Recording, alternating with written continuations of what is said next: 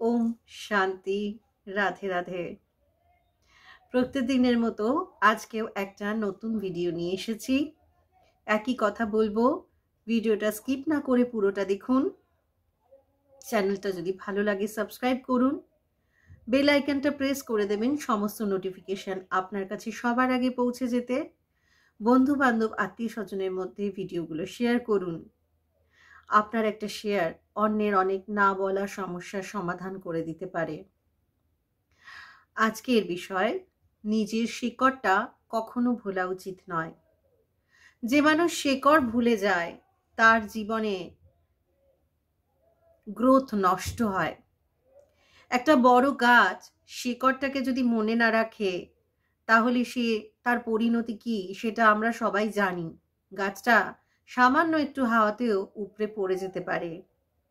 একদম আমাদের জীবনটাও ঠিক এরকমই। আপনি জীবনে যত উপরে উঠুন না কেন, শিকড়টা কখনো ভোলা উচিত নয়। একটা ছোট্ট উদাহরণ দিই। আমার এক বন্ধু জীবনে অনেক উন্নতি করেছে, লাইফে অনেক স্ট্রাগল করেছে, অনেকটা পথ, কঠিন পথ তারা হাজবেন্ড ওয়াইফ একসাথে পার করেছে। আজ তারা প্রতিষ্ঠিত, সৎ পথে প্রতিষ্ঠিত। আমি একদিন গেলাম তাদের বাড়ি এবং সারাদিন সময় কাটানোর ফাঁকে গল্প করতে করতে আমার বন্ধু যখন আলমারিতে কিছু কাপড় চোপড় রাখছিল তখন সে এটা ওটা দেখাচ্ছিল, এই শাড়িটা, এই কাপড়টা, এই চুড়িদারটা। হঠাৎ একটা ছেঁড়া কাপড় আলমারি থেকে পড়ে গেল। সেটা তাড়াতাড়ি তুলে নিয়ে ঢুকিয়ে রাখছিল। আমি তখন তাকে জিজ্ঞাসা করলাম, এ কি, এত ভালো কাপড়ের মাঝখানে ওই ছেঁড়া কাপড়টাকে গুজে রেখেছিস কেন? ওটা তো অন্য কোথাও সরিয়ে রাখতে পারিস, শুধু শুধু আলমারিতে জায়গাটা নষ্ট হচ্ছে। সে আমার কথা শুনে মৃদু হাসলো এবং কাপড়টাকে খুব যত্ন সহকারে হাত বুলিয়ে সেটাকে আবার যথাস্থানে রেখে আলমারিটা বন্ধ করে দিল। আমি ঠিক বুঝতে পারলাম না ব্যাপারটা কি হলো। তাকে আবার জিজ্ঞাসা করায় সে এসে বসলো আমার কাছে এবং বলল যে যখন একদিন ভীষণ কষ্টে দিন কাটিয়েছি তখন আমার কাছে এই একটা কাপড় অনেক মূল্যবান ছিল। এই ছেঁড়া কাপড়টা আমাকে তখন আমার লজ্জা ঢাকার কাজে সাহায্য করেছে এবং এটা আমার বরের অনেক কষ্টের পয়সায় কিনে দেওয়া ছিল। এটা ছিল তার দেওয়া আমাকে প্রথম উপহার। কিন্তু এই কাপড়টা আমি কোনোদিনও ফেলিনি, আর কোনোদিনও আমার জীবদ্দশায় এই কাপড় আমি ফেলবো না। সত্যি কাপড়টা ছেঁড়া হলেও খুব যত্ন করে পরিপাটি করে কেচে সে ভাঁজ করে রেখেছিল, কিন্তু আলমারির একটা কোনায় রাখা ছিল। আমি খুব অবাক হয়ে বললাম, কিন্তু কেন? সে বলল, দেখ, কারণ না, নিজের শিকড়টা ভুলে যাওয়া উচিত না।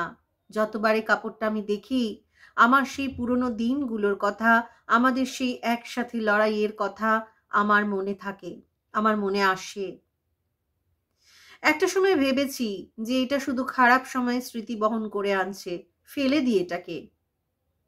তারপর হঠাৎ মনে হয়েছে যে না, এই খারাপ দিনগুলো দেখেছিলাম বলেই আমরা লড়াই করতে পেরেছি। আমরা লড়াই করে আজ নিজেদের প্রতিষ্ঠিত করতে পেরেছি। আজ যা কিছু আমাদের আছে সেই লড়াইয়ের ফল। তাই এই কাপড়টা আমি কোনোদিনও ফেলবো না। যতবার নিজের শিকড়টা ভুলে যাব এটা আমাকে আমার শিকড়ের কথা মনে করাবে। আমি জীবনে অনেক ভুল করা থেকে বিরত হব। ভারী সুন্দর লাগলো তার এই তথ্যগুলো, ভীষণ মন ছুঁয়ে গেল। চোখটা জলে ভরে উঠল তার এই গভীর অনুভবের কথা শুনে। আমাদের প্রত্যেকেরই নিজেদের শিকড়টা এভাবেই হয়তো মনে রাখা উচিত। আমি ঠিক কি, কোথা থেকে এসেছি, কি আমার পরিচয়। এমনকি আমি যদি খুব সচ্ছল পরিবারের সন্তানও হই, তবুও আমার একটা, প্রত্যেকেরই একটা নিজস্ব রুট থাকে, একটা শিকড় থাকে। আমি কেমন ভাবে বড় হয়েছি, কি শিখে বড় হয়েছি, আমার পরিবার কেন সম্ভ্রান্ত, কেন আমার পরিবার আজ এত স্টেবল পরিবারে আমি পেয়েছি, তারা কিভাবে সেই স্টেবিলিটি মেনটেন করছে, এই সমস্ত কিছুও দেখার আছে, ভাবার আছে।